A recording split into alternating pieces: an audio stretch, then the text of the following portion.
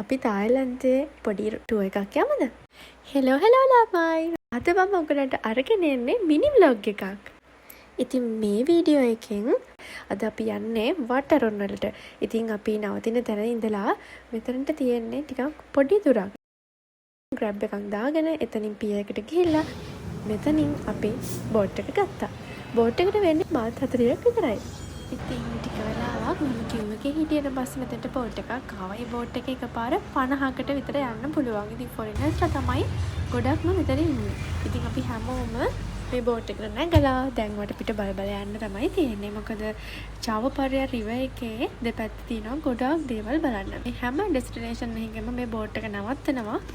Full ride එකට වෙන්නේ bath 40 වුණාට අපිට කැමති තරම් දුර මේක යන තරම් දුර යන්න පුළුවන්. ඉතින් මේ තියෙන අයිකන් සියම් එක ඊට පස්සේ අපිට ග්‍රෑන්ඩ් පැලස් එක හම්බ වෙනවා. ඉතින් බැංකොක් වල ගොඩක් ප්‍රසිද්ධ චාවපරයා ඩිනර් ක්‍රූස් එකත් අපිට රැට එක්ස්පීරියන්ස් කරන්න පුළුවන්. ඉතින් ඩේ ටුවර් එකේදී මේ වගේ ලස්සනට බලන්න පුළුවන්කම තියෙනවා වගේම තමයි නයිට් ටුවර් එකේදී ඩිනර් ක්‍රූස් එකේදී මේවා ලයිට්ස් දාලා මාරම ලස්සනයි.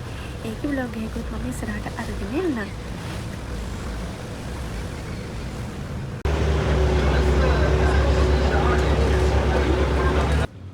අපි දැන් ආවා වටරොන් වලට.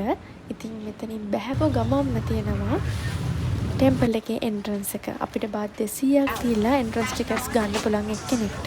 ඉතින් ලංකාවේ මුදලින් මේක රුපියල් 2000ක් වගේ වෙනවා. එතනම තියෙනවා අපිට ෆොටෝ ෂූට්ස් කරනවා නම් ඒකට ඕන කරන තායි කොස්ටියුම් සහ ෆොටෝග්‍රැෆර්ස්ලා බුකින් කරන ප්ලේසස්. ඉතින් මෙතනට ගොඩක්ම ලෝකල්ස් සහ ෆොරිනර්ස්ලා එන්නේ ෆොටෝ ෂූට්ස් කරන්නමයි.